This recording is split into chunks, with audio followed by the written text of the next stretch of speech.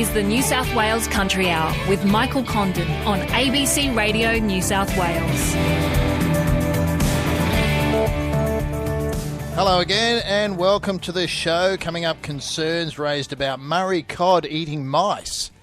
And then what happens to a poison like bromadiolone? If people are catching cod and they're full of mice, well, this is a big problem. Like if the fish are feeding, and it's not uncommon. Like Murray cod, particularly, if you swim in the river, you're on the menu basically. It's got huge ramifications, and it's not worth the risk, I don't think. And also the JBS cyber attack that's causing shutdown of abattoirs and meat packing facilities and dampening demand at the sale yards. That's all coming up.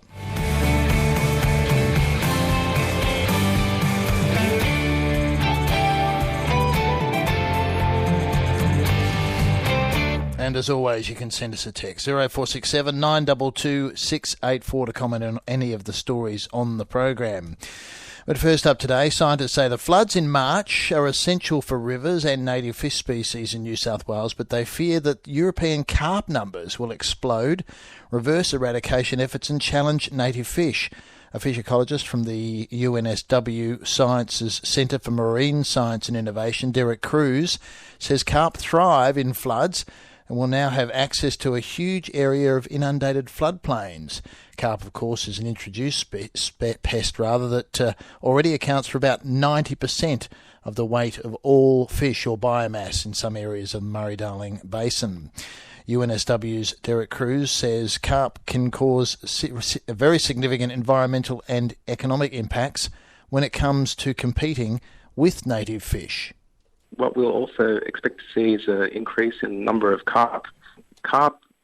There's estimates that they're kind of sitting at around 200 million during the average year, but that can spike over 360 million on a wet year. So that we're kind of expecting it to hit that upper limit after the result of these large floods that we've had. So is it likely that they will outcompete native fish and do better? Absolutely, yeah. They have the potential to outcompete native fish for the same resources, and they're able to survive kind of more harsh conditions as well than natives in many scenarios where you may expect to see levels of oxygen drop and where concentrations of fish end up as the flood recedes. Yeah. So do they just stir up all the mud and they make it hard for the oxygen to stay in the water and that kills off native fish, or they just outcompete for food? What are the problems? All of those are correct, yeah, absolutely. So you often see carp chewing on the side of the banks of the river, and unfortunately that has flow-on effects. It increases the turbidity of the water. Increased turbidity then reduces the ability of light to penetrate that water, and any aquatic plants that rely on that sunlight for photosynthesis, then they may suffer. And these aquatic plants offer homes for many native fish, and also a lot of the food that the native fish rely on live in these aquatic plants. So if you're seeing these plants die off, then absolutely it'll have flow-on effects. Are the native fish particularly at risk because the numbers are so low too, because of the drought and because of, like we saw, the big fish kills in the Darling River, so the numbers are down anyway? Yeah, native fish have suffered for quite some time now, and that's the result of many decades of water extraction and management practices that haven't been in their favour. So like irrigation pipes and the fish get caught up in them, more likely to be native fish that get caught up in those, that sort of thing? All sorts of human-induced effects, irrigation, extraction, anywhere where a causeway may inhibit some kind of migration, pollution, and the removal of snags as well. We're lucky that we're seeing the introduction of snags into rivers. It's kind of been highlighted as an important feature of Australia's rivers, and they're now being reintroduced to offer as a habitat for native fish. So that there was a practice to try and sort of turn them into irrigation channels, and that wasn't helping the native fish. Absolutely, yeah. And anywhere there's a big log in the way, it hinders that waterway being used as a kind of a transit way. So yeah, people are now recognising that all of these features of the Australian River are important, and they're trying to reintroduce these as similar as they once were. And what about I understand the carp virus? That should be killing them off by now, but that's been shelved. Yeah, it has been put on hold for the moment. The carp virus isn't a silver bullet, though. It's important to recognise that if it does go ahead, it's still going to be run in conjunction with other control measures. So it's not going to kill them all? Not going to kill them all, no. That was never the projection. But if it is released, then we expect to see high levels of mortality in carp. But there's still some final tweaks to ensure that there are no potential flow-on effects, unforeseen flow-on effects.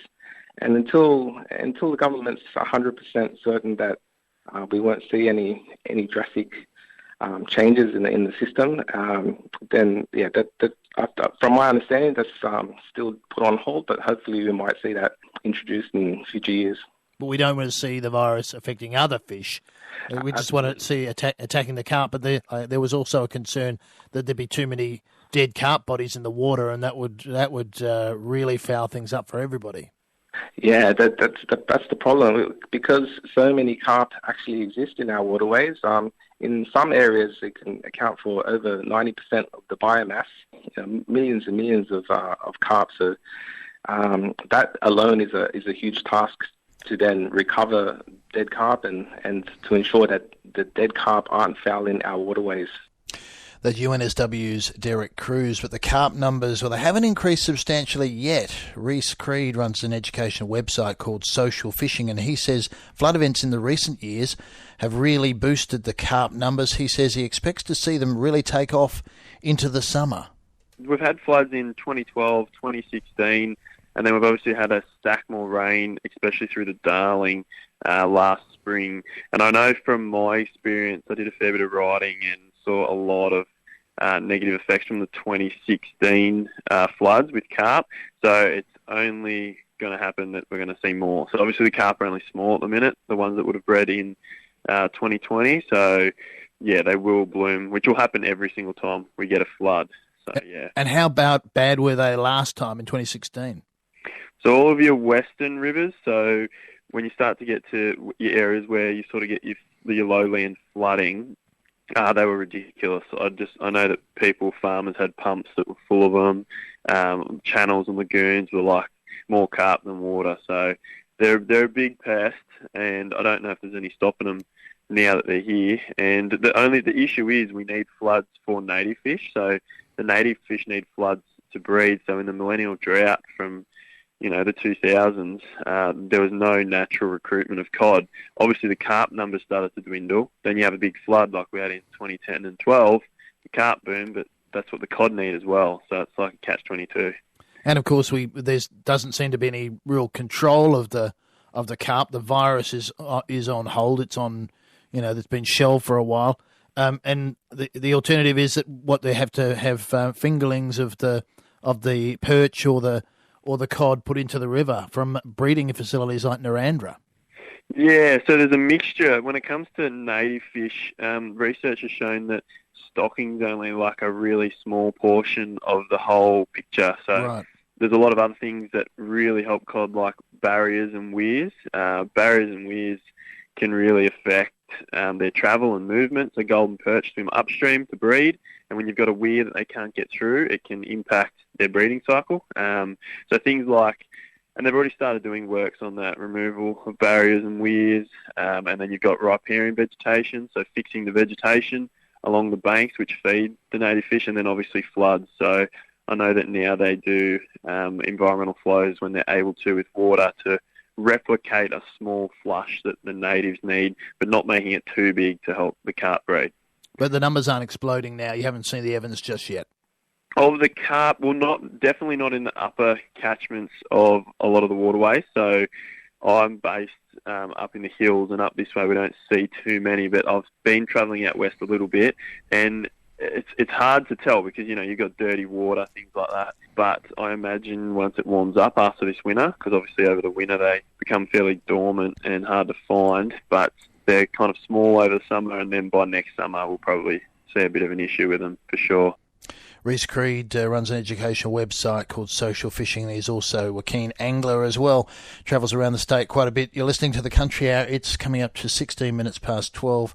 Chris at Ballon has texted in. Well, we were talking about this earlier, Chris, on the program. He says, isn't it true that the Department of Fisheries is sitting on a virus that will eradicate European carp but won't release it for fear that the dead carp will cause a huge fish kill due to oxygen depletion?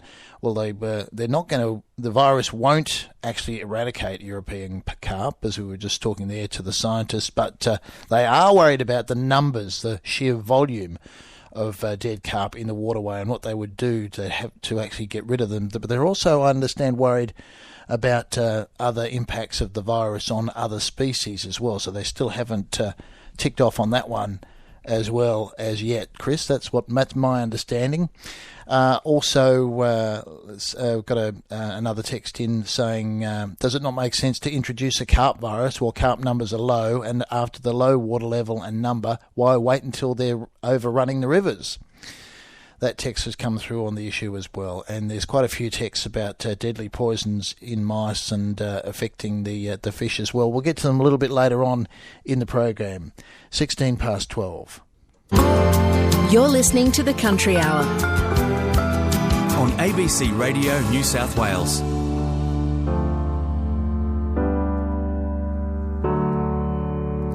We're still on waterways, and a new CSIRO study has painted a bleak picture of the way wetlands in the Murray-Darling Basin are being managed. The research is particularly critical of the state of the Gwydir wetlands, with concerns the plans which are designed to preserve the wetland aren't taking into account its ecological significance. Professor Jamie Pittock from the Australian National University told Patrick Bell the Gwydir wetland status under the Ramsar International Treaty hasn't been reviewed since 1999. Well, essentially we've found that there is a large number of plans that are meant to direct how the environmental water for the Gwydir wetlands is placed to get the best environmental outcome. And sadly, those plans are inconsistent and not good enough in terms of conserving the key elements that these important wetlands have been recognised for under an international treaty. So in particular, I know from your research we're looking at the Gwydir water sharing and water resource plans. Can you tell me a bit about what's, in your view, missing there, and any other plans that you have concluded are perhaps missing some of the key elements? Well, where a wetland like the Gwydir wetlands is recognised as being of international importance, the Australian government has to identify the so-called ecological character, the key elements that make this wetland special, such as the water birds breeding or maintaining particular kinds of wetland vegetation. And in the case of the Gwydir wetlands, those critical elements that need to be maintained with water, those have not been identified under the New South Wales Government's Water Sharing Plan or the Draft Water Resource Plan as important to direct that water delivery. And so, in summary, does that mean that there are, I guess, indicators or criteria that in other cases would be used to assess the health of a wetland that in this case that's not being done? Yes, so for each of these Ramsar wetlands of international importance like the Gwydir, there are these key indicators of wetland health that need to be maintained with water, and those key indicators are not featured in these plans. That worries me that we're not seeing appropriate conservation of the wetlands with the limited environmental water that's available. And I know generally that since the Gwydir was listed as a Ramsar wetland more than 20 years ago, there haven't really been too many reviews at all of the situation there or any sort of updated guidance as to what needs to be done to try and maintain it. So how can then we, I suppose, have confidence in the methods and all the practices we're using to try and keep that wetland in pristine condition when it hasn't been reviewed after, 2 very serious droughts now? It's disappointing that the key documents that under the treaty are meant to be reviewed every 6 years haven't, in the case of the Gwydir wetland, been reviewed since 1999. That's worrying for conservation because it means that new knowledge hasn't been incorporated in the management. It's worrying because there have been some severe droughts and there's a need to review management to make sure that we're taking into account the lessons learned to conserve these really valuable environmental assets. So you and your fellow researchers have made a couple of recommendations generally in terms of the state of wetlands in Australia. Can you tell me a bit about those and I guess particularly how they pertain to the Gwydir and I suppose perhaps the key one there is just improving the frequency with which there are reviews of a lot of these assessments? Yes, we're calling for the environmental watering plans for the Gwydir and other wetlands to be reviewed and streamlined to make it clearer who's responsible for delivering water, where and when. We're asking for much better monitoring, so it's really transparent about what water's been delivered and what the environmental outcome is. It's really critical. This is a $13 billion reform program for water in the Murray-Darling Basin. It's intended in large part to improve conservation of freshwater ecosystems with limited water, and we think the public deserves to know how we're going. Professor Jamie Pittock from the Australian National University there. In a statement, the Department of Planning, Industry and Environment says water sharing plans set out the rules to share water. They don't guide management of wetlands or describe their character. The department says the majority of water in the Gwydir system is for environmental benefit and flows into the wetlands. It's coming up to 12. The Country Hour on ABC Radio New South Wales.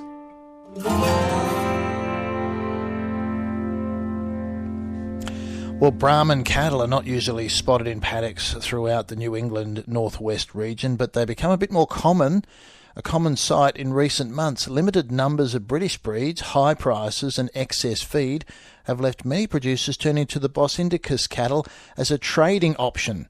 Lara Webster visited 2 families who've turned to Brahmans as a temporary solution. In the crisp air of Bendemeer on the New South Wales Northern Tablelands, Brahmans are grazing amongst the lush pasture. But it's a very different climate to what they've come from. Bendemeer farmers Rachel and Tom Rumry sourced their stock from North Queensland and Western Australia, and they've been pleasantly surprised by their adaptability. Well, after the drought, Lara, we were just so short of cattle, and the whole of New South Wales was basically short of cattle. We couldn't buy cattle in any numbers. So we looked a little bit further afield and found cattle from northern Queensland, as did a lot of people across the Tablelands. There are a lot of Brahman cattle have come down from Queensland in probably the second half of 2020, and cattle have also come across from Western Australia. They had a pretty dry spell, I think, over their summer period, so a lot of cattle have come on road trains across the Nullarbor into New South Wales, and certainly onto the Northern Tablelands, which is a bit unusual. It is unusual to see Brahmans in the paddocks across the Tablelands from the more traditional breeds we see here. But Tom, I'll bring you in as well. How many head do you have at the moment? As you mentioned, you've got some from WA, some from Queensland. How many are here at the moment? Well, our first purchase was, we brought about 375 down from Richmond in Queensland. Most of those cattle have now gone into feedlots. There's about 60 on hand still of those ones. And then we started bringing cattle across from WA. The first was, we brought about 261 PTIC cows across. And we're filling the paddocks again with cattle from WA, and they're small cattle, sort of weaner-sized cattle, about 200 kilos, and I think we've brought about 540 across in the last 3 months. How are they adjusting to the tablelands?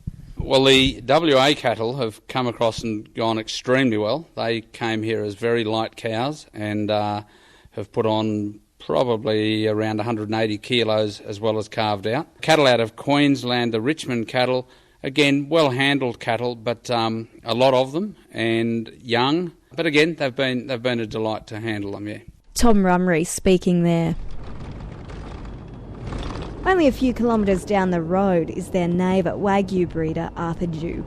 He's also been trading Brahmans after his Wagyu herd was depleted during the drought and he was left with excess pasture. After the rain occurred last January, or the January last year, so much grass grew and our Wagyu herd was depleted to about 55-60% of what we normally carry. So we had a lot of surplus feed, and we normally use that up by trade cattle, buying cows and fattening them, or weaners and growing them up. When we tried to do that this year, the prices were so high that there wasn't much margin, and also it was very difficult to get any numbers. So we had to look further afield and look into pastoral cattle from Queensland and the Territory, and of course they've all got Brahman blood, either purebred or Brahman cross. So we ended up, through necessity, acquiring a lot of Brahmans from Queensland and the Northern Territory. Have you been receiving good value for the cattle that you've been sending to trade? Well, of course, Brahmans bring a lot less than Angus. If you send them to the sale yards, there'll be a significant difference in the price per kilo. But you know that when you start out with them. So in terms of the margin, we're still getting a good margin, and the exercise will have been worthwhile, but it also protected, because the costs weren't so high, it protected against any downturn in the market. Arthur Jew. And of course the cattle have been making their way through the local sale yards. Tamworth livestock agent Scott Newbury says there are many more Bos Indicus cattle than there have been before across the New England northwest. You drive around the paddocks, there's a lot more Bos Indicus content cattle around than what there has been prior to it being dry, definitely. So yeah, it's obviously a means of generating income for them, so they've got to try and grab something that they can see value in, and obviously we didn't have too many around these neck of the woods, the British bred cattle at that point in time that they could source, so they've gone for something probably lower cost and trying to get in that way and keep things moving, so yeah. But with winter upon us, there may soon be less Brahmans to see, especially across the northern tablelands where winter can be bitter. Tom Rumry says they won't hang on to their cattle much longer, with the cold beginning to set in and cows calving. One of the challenges for us has been that the cattle out of that extensive Queensland country and WA are continuously joined. So we find ourselves with cows calving sort of now and continuing to calve. So that's pretty challenging for any cow, a Bendemeer, going into winter with a small calf at foot. So it's far better. Cows are in good nick. Calves are great to move them to somewhere that's warmer country, and they'll carry that calf very well. Northern New South Wales cattle producer Tom Rumry ending that report from Lara Webster about seeing more Brahmans than usual in those paddocks in the New England northwest. You're listening to the New South Wales Country Hour. Just a reminder about Facebook, and you head to Facebook now and check out Mike Pritchard. He's retiring at the end of this week. He's been with the ABC for 31 years, so a few highlights of his career gone through there in an online piece there, and also the story that's coming up shortly on the program about fish eating mice, and we'll be looking at that in more detail shortly after the news headlines and also the weather. A little bit of rain on the way, which is good. But before we do that, we're talking about the mice, the fish-eating mice, and also the issue of poisons generally a little bit earlier on. Someone's texted in saying by poisoning mice, we're poisoning pigs, dogs, cats, native birds, reptiles, animals, fish, insects, and they say even plant life. So we'll be hearing the story shortly about the fish out there. Murray cod, apparently quite a few of them showing signs of quite a few mice. When they skin them open, they've got mice in their stomach. So that's maybe you hold back on eating your lunch for a while. You're listening to the New South Wales Country Hour. It's 12:30. We'll have weather shortly, but right now it's time for some news headlines with Adam Story. Good afternoon. It gets better and better, doesn't it? Yeah, that's right. Yeah, so hold off on your lunch. I had some friends come in from the west the other day. I checked the car with a torch and rifle. Well, but they say that they won't infest Sydney because of the rats. They say there's too many rats in Sydney, and the rats will stop the mice from breeding up too much in Sydney. That's good to know. I don't know. There was some ecologist was saying that. Whether it's true or not, I don't know. A lot of human rats in Sydney, I know that. Now. We're getting we're about to get the latest figures from Victoria. They're due to hold a press conference shortly. So it stands at 54 at the moment, so we'll see what the numbers are very shortly. Meanwhile, there's been some heated exchanges in Senate estimates today, with the aged care minister unable to say how many aged care workers have been fully vaccinated. The official record showed at least 31,000 staff have received the doses, but the data wasn't extensive. Meanwhile, they have now come back to Senate estimates and say that around 32,800 staff have received 2 doses of a vaccine, but that's out of more than 366,000 staff nationally. Meanwhile, the Melbourne aged care home that's caught up in the coronavirus outbreak denies it pressured staff to break public health rules. Arcare has denied claims by the Health Workers Union that it threatened to terminate staff who didn't come to work despite an order for them to isolate. And the French Open has caused a bit of drama with the withdrawal of Naomi Osaka. The president of the French Tennis Federation says her decision is unfortunate. The world number 2 has pulled out of this week's tournament amid controversy over her refusal to speak to journalists. She has cited mental health reasons. Apparently that wasn't enough for the organisers and said, no, you've got to go out there and speak to the media and take questions. And she said no. So it was interesting, though. I think one of the tennis bigwigs walked into the media room and gave a statement, then refused to take questions. So,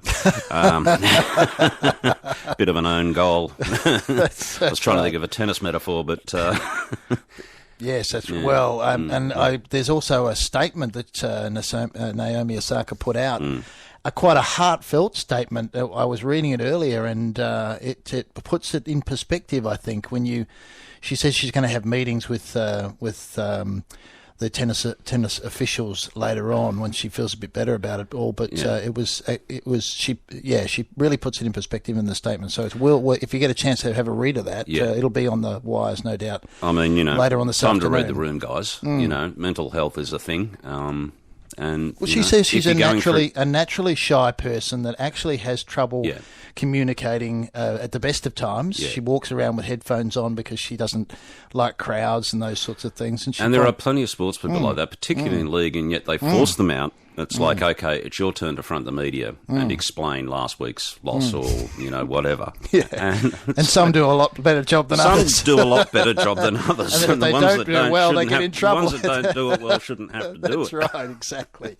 And there are those that have quite happy and quite... And this is a journalist who demands, we're journalists. We're always demanding answers, but... Hey, and some people are a lot more comfortable in the limelight than others, and Bjorn Borg was not a great talker, and did all his talking with his rackets. Although he used to make that his English was never as good as actually his English is actually really good, but he used to make out that his English was never. Tennis. That's right. That's right.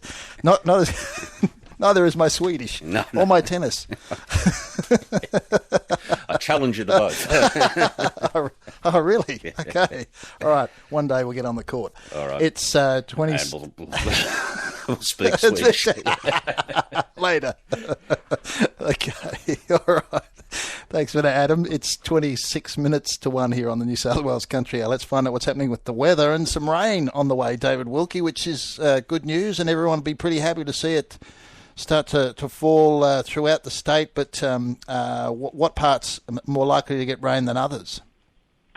Yeah, that's right, Michael. So we've currently got the high pressure system over us, so not going to see too much today. Maybe a bit of a shower developing later about western districts through the overnight period, but starting to ramp up as we head into tomorrow, and then probably most of the state seeing a shower or some rain areas and storms on Thursday. So looks like at this stage most of the activity be to the west of Cobar tomorrow, so on Wednesday, and I think pretty widespread areas seeing sort of 5 to 15 mils is possible if you look generally north of Ivanhoe, so in a kind of wedge from Tibooburra to Ivanhoe to Burke. But I think some areas through there will also see around 20 to 30 mils, and we might even see some isolated areas in storms getting up to the sort of 40 to 50 mil mark. I think that's probably going to be pretty isolated, but generally through that kind of area, 5 to 15 I think is a good bet. And then when we move into Thursday, that activity starts to move to the east of Cobar, so more over the kind of slopes. And really the best bet is probably for areas north of Young, where I think, again, 5 to 15 mils, pretty good bet. So particularly for areas, around the sort of Dubbo, Tamworth, Armidale region, where we could see sort of 20 to 30 mils on Thursday. So it looks like a decent system, and there's pretty good agreement between our models that we'll see some pretty widespread areas of showers and rain and storms. Storms should be mostly fairly isolated, but some of them might have a little bit of gusto to them as they come through with the moderate totals. Right, and those people that are underneath them will be pretty happy by the sound of things. So, is there a line, a sort of cut-off of where we're likely to see more rain, more rain in some areas than others? Yeah, I think probably the better bet, as I said, it's sort of, I think most areas will see something, but probably the healthier rain is north of a line, say from Ivanhoe to say Young or something like that. Right. Yeah, probably Ivanhoe to Young. I think just to give us an idea. We might get a few millimetres further south of that, but probably that's the more favourable area, and then it's just sort of Wednesday through Thursday night, just slowly kind of transitioning, at first being west of Cobar on the Wednesday and then moving east of it. In general, I mean, we could get some showers developing about parts of the slopes late on Wednesday, but probably more of the activity for those parts happening on the Thursday. Right, okay. And some people might be lucky and get up to 50 millimetres, but that you'd say that'll be fairly isolated. Yeah, I think if that happens, it's probably more likely on the Wednesday, and it's probably more likely in the kind of upper western area, so west of Cobar. And that'd be with storms, most likely. And then as we move into Thursday, the storms are probably a bit more likely about areas to the west of, say Dubbo, and areas on the slopes we'll be seeing sort of rain areas. So hopefully it's that kind of persistent rain. We can notch up a bit of some totals. That would be right. So tomorrow and Thursday, and so moving further north by the sound of things over the day or so. Yeah. So I guess it's this front that's pushing through. Well, it's actually the front's decayed into a trough, and it's going to move across the state mostly during Thursday, but it's going to start to impact the state on Wednesday, and it'll be mostly out of the state by Friday. So we might have some lingering showers into sort of Friday morning, but generally clearing up through Friday. And then as we move into Saturday and Sunday, it really clears up as this new sort of stronger high pressure system moves in. So it'll be fogs and frosts again for the weekend before looks to be another decent front next week. It's still, we're obviously looking pretty far out, but at this stage it looks like we could have another system starting to impact New South Wales, inland parts of New South Wales in the early part of next week. So it's something to keep an eye on. Okay, another system coming through. All right. All right, thanks for that, David. No problem, thank you. It's coming up to 22 minutes to 1 here on the New South Wales Country Hour. Got a few texts coming through about the mice and rat situation, so we'll get to them shortly. But before we do that, farmers across the country have been affected by the JBS cyber attack. Gabriel Copeland from Logie Bray on the southern New South Wales border delivers sheep to the JBS plant in Brooklyn, just outside of Melbourne. And she told David Claughton one of her deliveries was cancelled yesterday, and the shutdown is causing huge disruption to the supply chain in the region. I was literally just about to head down the paddock and or down to my small feedlot and get the rest of our lambs out, about 230 odd lambs that were the last of last year's lambs, and they've been fed up well and looking really good. They were to be trucked at 7:30 this morning, but and I had a call from the agent not half an hour before to say, "You're right to go, Gab." Yes, I am. And then I had the phone call to say, "Oh, actually, we've got a bit of a problem." So the lambs are still in the feedlot. I have had a phone call to say that they will go next week. So that was to the JBS operation in Melbourne? Yes, in Brooklyn, yes. And what did they say about the nature of the problem? My understanding is that they just had to shut down all operations. They even had to truck out a lot of lambs that were there ready for kill, so that they could be looked after until their time, the time was appropriate, and they were manufacturing again. It's a tricky business, isn't it? Because I don't think they know exactly when they might get their systems back up and running. Well, no, I am given some confidence that we are booked in again for next week, but I guess we'll see closer to the time.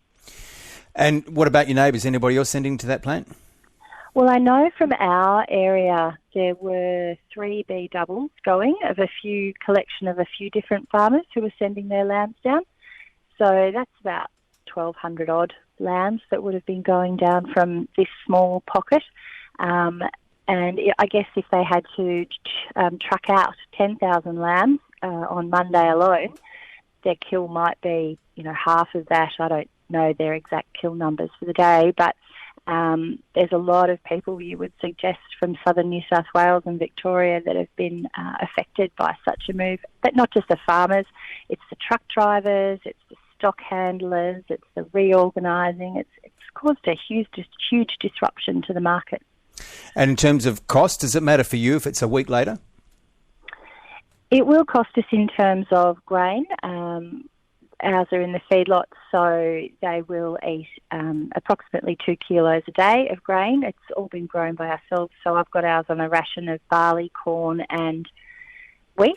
So it'll cost us about 2 kilos a day for 7 days for each of the lambs. So it's undermining your returns, really, isn't it? Look, in one way it is. Potentially they'll put on another kilo or so, which might offset it. But then you might go over the 32 kilos, and then there are penalty rates if you go over that weight. So. And what about the trucking companies? Are they saying anything at the moment? I haven't heard anything from the trucking companies, but as you can imagine, they've lost a couple of days' business at least, and then they're potentially putting back business that would have come their way next week. That's Gabrielle Copeland in New South Wales with the JBS issue. Now, the facility in Scone was shut yesterday and will be shut again today. JBS buyers weren't at the sale at Scone today, but the prices apparently held up pretty well. JBS in the United States have issued a press release this morning. They've confirmed the company was the target of an organised cybersecurity attack affecting some of the servers supporting its North American and Australian IT systems. The company suspended all affected systems and is working with experts to resolve the situation. They say the backup servers were not affected, so they're hoping to restore their systems as soon as possible. And the statement says the company is not aware of any evidence at this time of any customer, supplier or employee data that's been compromised or misused. As a result of the situation, resolution of the incident will take time, which may delay certain transactions with customers and suppliers. And it's still on that JBS cyber attack. It's affecting graziers in Queensland. Central Queensland grazier Colin Baker had 40 head of steers and cows on the way to the works, which had to be turned around and sent home. Reporter Ashley Bagshaw caught up with him yesterday afternoon while he was still processing the day's events. Yesterday we trucked 2 decks of cattle to Clermont so they'd be ready to truck on the train to send down to Dinmore today. And anyway, we got a call about 5:30 this morning from the buyer that the JBS Meatworks had to close down because of a cyber attack or something. So anyway, he said he wasn't too sure what was going to happen, so we waited for a couple of hours, and then he was talking to him again, and he said the best bet was to take the cattle home again because they couldn't really give us a time when they might be able to take them. They wouldn't be actually trucked onto the train until this afternoon, after lunch today. So we had plenty of warning that they weren't going to be ready to go on the train. We had to have them in Clermont by sort of about 10 o'clock today. Because the trucks were busy, we had to send them up yesterday afternoon, and then we got the message this morning that they wouldn't be able to, they'd have to cancel the train because the meatworks, was going to be shutting for an indefinite amount of time. So, basically the best bet was to bring our cattle home again. And so at this point, you're not sure when there's going to be movement again? No, they haven't been able to tell us when it might happen, when they might get going again. And I guess when they do, there'll be a backlog of cattle, so it's kind of a bit unknown what's going to happen next. I guess it's not ideal to truck cattle and have them overnight in a Clermont yards and then have to truck them home again. It's probably knocks a bit of condition off them and stirs them up a bit, particularly with the season getting dry. It won't take a while for them to pick up their condition again. Central Queensland grazier Colin Baker speaking there to Ashley Bagshaw. You're with Michael Condon for the New South Wales Country Hour on ABC Radio New South Wales. Well, the DPI are putting the apple back in Orange. The Department of Agriculture has more than 5,000 fruit and nut trees at its Orange Research Farm, and this year the Country Women's Association have made every apple dish under the sun to raise awareness about the importance of research in agriculture. Hugh Hogan spoke to the Institute Director, Dr. Jordan Bailey. To promote what's happening out at Orange, I think you need an in. You need some way to connect with the community to showcase what we've got. And with our, fruit and nut orchards, we can share the literal fruits of our labour with the local community and then use that to discuss the science behind it. So today we're showcasing our apples. We've got our Granny Smiths, which have been baked into various goods by the CWA.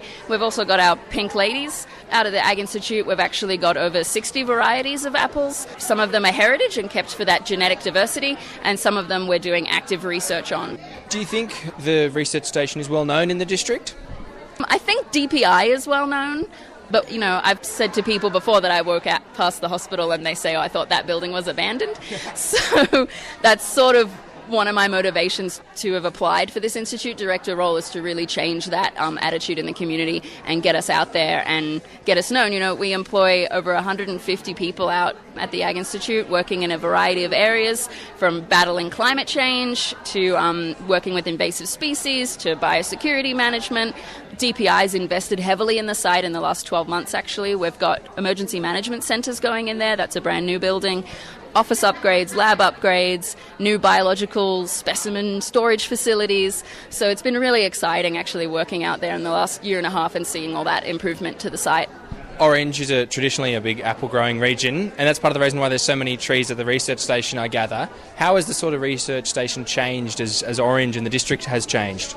Yeah, so the Institute actually started as a potato research farm. I've been told that the soil here isn't great for potatoes. It's quite heavy and clayey, I guess, and it gets stuck to them. So I suppose they moved away from that. And the first plantings they put in after that were apples and cherries. I know that, our viticulture team does masterclasses in winemaking and all this sort of stuff. So we have a lot of strong connections with the local, not just the local farms, but, statewide. That's Dr. Jordan Bailey from the Orange Research Station. You're listening to the Country Hour. It's coming up to 12 minutes to 1. Well, let's turn our attention now to the issue we were talking about earlier in regards to the fish eating the mice. As New South Wales deals with a mice plague of biblical proportions, there are fresh concerns that plans to bait the mice could have a devastating impact for native species above and below the surface. Lucy Thackeray and Kath Sullivan filed this story. Recently, Narromine fisherman Mick Harris has been catching more than just fish. We've seen a lot of mice either being regurgitated by fish as they're caught, as they're brought in the boat or released, so cod vomiting, regurgitating up dead mice. A friend who kept a legal-sized fish a month or so ago found 5 mice in that fish's stomach. So it's obviously part of their natural food source in a regular year, and there's lots of them around, so they're gorging on them at the moment. Can you describe that photo? Without being too gory and too descriptive, basically 5 semi-digested, they look embalmed almost, mice that have been found in that stomach when the fish has been killed and gutted. Mice are considered a typical part of Murray cod's diet, but images like this have sparked fears about the potential impact poisons could have on native species. It's something I think the APVMA and the government who are giving permission for this bromidolone to be used outside of its general permit, they need to assess the risk for this secondary poisoning, because obviously zinc phosphide, it turns to a phosphine gas, and once they're poisoned it pretty much dissipates, and the risk of secondary poisoning to non-target species is very, very low. But with bromidolone, if they're dying near a waterway and they end up in the waterway, not only are they voracious predators, the fish, they're also scavengers too, so they'll pick up dead mice off the bottom of the water of the river. So I think the risk of secondary poisoning is very real. Central West mixed farmer Stu Crawford has written to the independent poison regulator APVMA, alerting them that secondary poisoning may also impact waterways. It sort of alarmed me that that the cod are eating the mice, and one, potential fish kills, and two, those mice entering the food chain, i.e. someone catches a fish and eats that fish, are they going to get poisoned? So I sort of furthered on and sent an email to APVMA just stating the position on what I'd heard, and they have responded to me just stating that they'll be taking all consideration when making a decision. They weren't very forthright in actually that issue of it, but yeah, I did forward a message to them. The farmer says he's satisfied using zinc phosphide around his pastures, and even if bromidolone is approved for in-crop baiting, he won't be using it. Bromidolone obviously can enter the food chain. It's probably more dangerous as far as killing off target species alone from mice. And I can only speak from our experience, but we've been quite happy with the performance of zinc phosphide. It's enabling us to get a crop up, and it's worked quite well. And I think that's a reasonable assumption around the district, that's been a good, reasonably safe option. Always you're potentially going to have some off-target damage to species, but I think zinc phosphide allows us to limit that. And that's what I'm concerned about with bromidolone, that it's more off-target species that's going to suffer. Mel Gray is from community environment group Healthy Rivers Dubbo. She says native fish are still trying to recover after the drought. Drought recovery is a big deal and a long path. We haven't recovered from the recent drought. We haven't had a flood. The environmental needs of the valley are still critically high. The New South Wales Agriculture Minister recently suggested that using mouse poison bromidolone would be the equivalent of napalming mice across rural New South Wales. He's promised 10,000 litres of the bait, but it is yet to be approved by the independent regulator. The APVMA says it's waiting on more information from the New South Wales government before it can issue an approval, which would be the first in Australia since 2016. Mel Gray says she's alarmed about what this poison might mean for the environment. We've had Adam Marshall say that he's going to napalm the mice. Well, is he prepared to napalm Murray cod? Because that's what'll happen. Everything's connected to everything. If this poison is put out into the environment, you might as well be directly poisoning threatened and vulnerable species like Murray cod, which is a vulnerable species under federal legislation. The authority is expected to make a decision in coming weeks. In the meantime, Mick and his fishing mates say they'll stick to catch and release rather than eating native fish. I'm obviously on both sides of the fence here because the mice are a massive issue and they're damaging livelihoods with crop damage and fodder that's being stored getting smashed. So I'm all for taking these little buggers out, but I want to make sure that we don't damage native fish and other native animals too. So as long as due diligence is done, I'm obviously happy for things to go ahead, but I'd like to see maybe it's a buffer zone to waterways to ensure poison mice aren't ending up in the river. Lucy Thackeray with that report.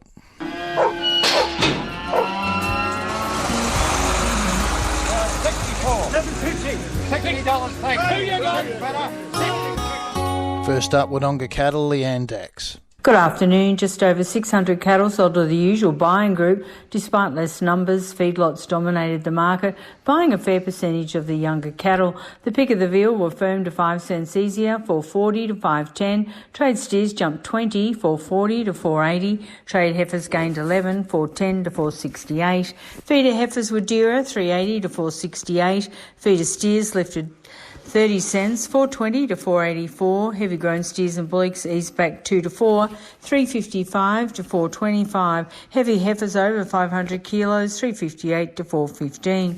I'm Leanne Dax for MLA. Forbes Sheep and Lambs, Graham Richard. Good afternoon. There was a slight increase in numbers to 24,000. The quality was good, with good runs of heavy and extra heavy lambs. Trade lambs were again limited in numbers, as were stores. The market sold to a firm to cheaper trend. Restocking lambs 67 to 169, with Dorper ewe lambs reaching 245. The trade lambs to 24 kilos were firm to 3 dearer, 182 to 200 to average 800 to 840 cents. The 24 to 26 were 2 to 3 cheaper, 196 to 218 or 760 cents. The 26 to 30 firm, 198 to 227 or 720 cents, and over 30 reached 275. The merino trades were back 8, 164 to 178, and heavyweights back 5, 185 to a top of 220 or 715 cents on average. The balance of lambs and 4,200 sheep are still to be sold, and this has been Graham Richard. Let's go to Carcoar Cattle now. David Monk. Good afternoon. Numbers lifted by 420 free yarding of 1,996. It was a good quality yarding with a very good selection of young cattle to suit the feeders and processors, along with some well-finished ground steers and heifers. There were around 435 cows yarded, and there was a better selection of weaners to suit the restockers. Young cattle of the trade were firm to 5 cents dearer, with prime vealers selling to $4.99. Prime yearlings sold from $4.10 to $4.96. Feeder steers and heifers were firm to 5 cents dearer, with the feeder steers selling from $4.30 to $4.97, while the feeder heifers sold from $3.95 to $4.68. The better selection of young cattle of the restockers were dearer, with the young steers selling to $5.74 and the young heifers $4.97. Ground steers and heifers were firm to 8 cents dearer, with the prime ground steers selling from $3.38 to $4.16, while the prime ground heifers sold from $3.30 to $4.14. Cows were firm to 4 cents cheaper, with the 2 and 3 scores selling from $2.65 to $305. Prime heavyweight cows sold from $2.95 to $3.22 to average $3.13. Bulls were dearer, selling to $3.15. This is David Monk at CTLX for MLA. To Gunnedah Cattle now, James Armitage. Good afternoon. A reduced penning of 740 fair to good quality cattle. Grown cattle well supplied. Condition was mixed. Not all regular processors in attendance, while a new order participated. A few heavy vealer steers to restockers were dearer, reaching 507 cents a kilo. Heifer vealers to restock were firm to cheaper, 445 to 528 cents over 200 kilos. Heavy yearling feeder steers were firm to slightly dearer, with an improvement in quality, 420 to 483 cents. Strong gains for medium weight yearling heifers, 388 to 476, with heavyweights 436 to 464, while trade reached 470 cents a kilo. Ground steers to feed were firm to cheaper, with quality a factor in price range, 370 to 458 cents. Heavyweights to process received less competition, selling to a cheaper trend, down slightly at 370 to 385 cents. James Armitage for MLA in Gunnedah. Inverell Cattle, Stephen Adams. Good afternoon. Inverell reduced by 387 head to 480 mixed cattle for the 1st of June. Yearling heifers were back by almost 200 head to see a dearer trend for that category. Not all cow buyers present, restock and feeder orders in place. Steer weaners well supplied and sold to dearer trends 488 to 588, heifers to cheaper trends 406 to 510, all to restockers. Well-bred steers to background dearer 496 cents a kilo. Medium steers provided the bulk of the feeders, selling to cheaper trends 357 to 460. Heifer categories saw a dearer trend throughout, restockers to 20 cents better 370 to 440. All feeder weights were dearer, medium weights 374 to 414, heavies to 377. Heavy steers to process dearer 347 to 352, heifers losing 2 to 5 cents, making 368 cents. Less competition saw a cheaper trend through the cows. 3 and 4 scores back 7 to 11 cents, 265 to 294. Pre-tested cows in calf 293. Light young bulls to process 438 and heavy bulls to 276. Stephen Adams, MLA at Inverell. And to Scone Cattle now, Neil Geddes. Afternoon. Numbers slipped 480 cattle. Quality and breed on average also slipped. Very few butcher cattle available. Cows also lighter in weight this week. Over 200 kilogram vealer steers of the restockers 5 cent steer of 470 to 628 cents a kilogram. Same weight heifer portion also the restockers. They trended cheaper. Breed and quality contributed 442 to 554 cents. Medium weight yearling steers to feed in the restockers firm 430 to 484 cents. Yearling heifers to feed, dearer trends, medium weights 440 to 476 cents. Export bullocks to the processors 330 cents. Heavy heifers reached 368 cents a kilogram. The plainer lighter cows, 2.30 to 2.79 cents to the processors, up to 3.18 cents to the restockers. The better covered heavy cows, 3 cents dearer, 2.82 to 2.97 cents. And the best heavy bull to the processors, 2.80 cents a kilogram. Neil Getty, Scone Cattle for the MLA. And that's the markets for today and the program for today. We'll be back tomorrow between 12 and 1.